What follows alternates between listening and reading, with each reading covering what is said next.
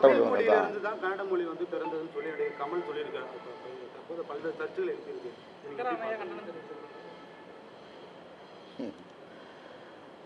வரலாற்று மொழியியல் வல்லுநர்கள், தேவநேய பாவாணர் போன்றவர்கள்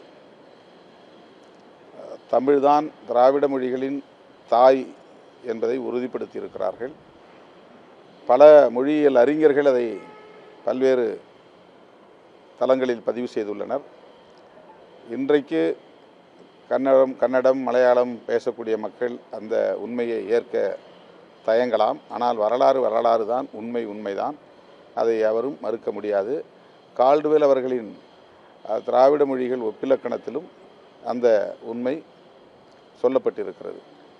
ஆகவே தமிழிலிருந்து பிற மொழிகள் சமஸ்கிருத கலப்பால் உருவாகி இருக்கின்றன என்பது ஏற்றுக்கொள்ளப்பட்ட, உறுதிப்படுத்தப்பட்ட ஒரு வரலாற்று உண்மையாகும்.